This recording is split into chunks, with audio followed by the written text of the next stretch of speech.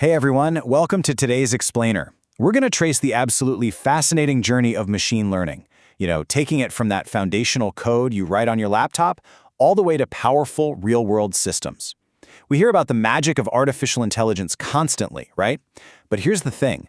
Building a highly accurate model in a lab, that's really only half the battle. The true value, the real magic, is unlocked only when these systems are actually deployed. When they step out of that development sandbox and get into the hands of real users to solve real problems. So today, you and I are going to break down exactly how that happens. Let's get into it. Okay, let's dive right in by asking the core question that's driving the entire 2026 AI landscape. What actually happens when our systems evolve from being quiet little assistants on a dashboard into active, autonomous decision makers? Just a couple of years ago, the whole industry was obsessed with simply getting models to predict accurately. You gave them data, they spat out a prediction, and then a human looked at it and decided what to do next. But you know what? That boundary is rapidly fading. Today, we aren't just building models that politely make suggestions, we're deploying systems that actually take action. But before we build, we really need to understand what we're building. At its core, machine learning is all about systems learning from data to make decisions. Think about it. Instead of a programmer sitting there writing thousands and thousands of if-then rules to catch credit card fraud or recommend a movie, an ML algorithm analyzes historical data, snips out the hidden patterns completely on its own, and then applies that knowledge to brand new situations. It's like a giant puzzle, and the more high-quality pieces or data it sees, the sharper it gets. Now, people use these terms interchangeably all the time, but there's actually a strict hierarchy here. Artificial intelligence is the big umbrella. It's the overarching goal of mimicking human cognition. Machine learning? That's a narrower subset. It's the specific data-driven approach to get us there. And deep learning? Well, that's the heavy machinery. We're talking about those incredibly complex, multi-layered artificial neural networks we bring out when the data is super messy and unstructured, things like audio clips, video files, or massive blocks of text. Section 1. The 2026 Python Stack. Now that we've got the definitions down, let's move into the development phase and check out the actual tools developers are using to build these models today. When you jump into development, picking the right Python library based on your specific data can literally save you weeks of engineering time. Honestly, the biggest mistake beginners make is jumping straight into complex deep learning before they even understand their data. It all starts with NumPy. That's the foundational mathematical engine that pretty much every other library runs on. Then there's Pandas, which you'll probably use for about 60 to 80% of your actual project time, just cleaning and organizing your data. For traditional, tabular data, scikit-learn is your absolute go-to. If you're trying to win a Kaggle competition based on spreadsheets, you'll definitely want XGBoost. And when you finally do need to bring out those heavy neural networks, you've got PyTorch reigning supreme for research, TensorFlow leading the charge for mobile and edge deployment, and Hugging Face transformers making massive language models incredibly accessible. So, here is the crucial takeaway. You do not need to learn everything all at once. Mastering this practical four-library stack, Pandas, scikit-learn, PyTorch, and Hugging Face, is going to cover like 90% of your machine learning use cases. If you can wrangle your messy data in Pandas, run your baseline predictions in scikit-learn, build your complex neural networks in PyTorch, and handle text with Hugging Face, you are fully equipped to tackle almost any modern ML problem. These four tools are the absolute gold standard. But once you build your model with them, you have to actually save it, using handy tools like Pickle or Joblib, and get it ready for the real world. Section 2. Moving to the edge and specialized models. Because once we've built our models with those Python tools, we have to actually deploy them. And the whole landscape of deployment is shifting dramatically as we move through 2026. We are currently witnessing a massive industry shift. We're moving far away from treating AI as some kind of novelty experiment, and we're embedding it directly into core business operations. Early on, companies were plugging massive AI models into their apps just to prove they could, right? It was basically an experimental flex. But today, the hype is totally settled, and the focus is entirely on practical outcomes, reliability, and cost. It's no longer about what a model can predict, it's about what workflow it can seamlessly automate. And this necessity brings us to Edge ML. This is what allows for real-time inference on physical devices, think security cameras or mobile apps. For years, the standard practice was to collect user data, beam it way up to a centralized cloud server via an API, crunch the numbers, and then send the prediction all the way back. But imagine you're building software for an autonomous vehicle, a factory robot, or a patient's heart monitor. In those cases, a 2-second cloud delay, That could literally be catastrophic.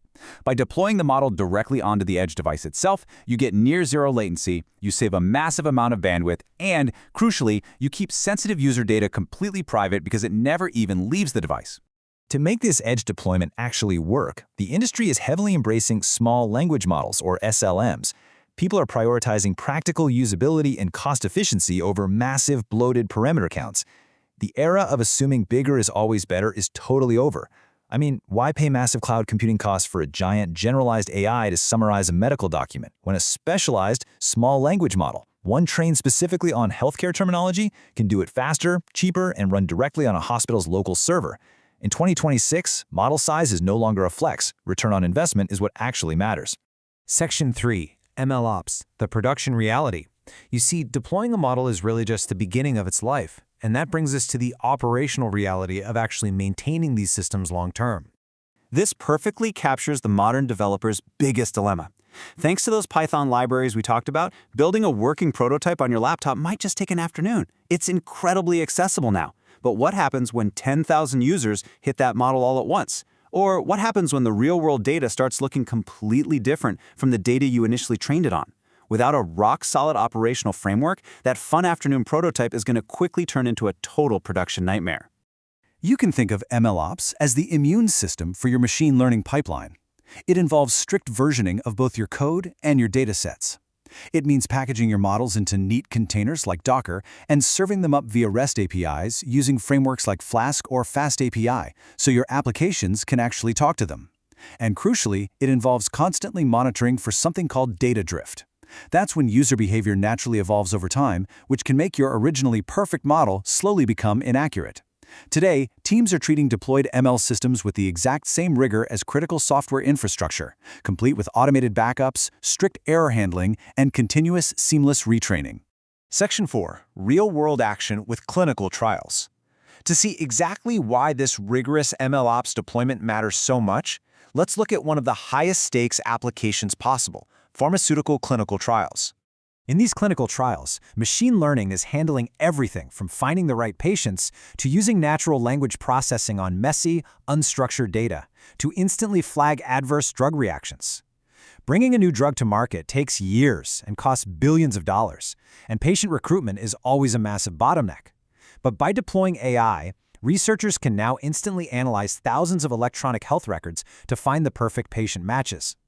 Even more incredibly, companies are using deployed ML engines to process hundreds of thousands of unstructured adverse event reports, like phone call transcripts and emails, and they're flagging critical safety issues in mere milliseconds.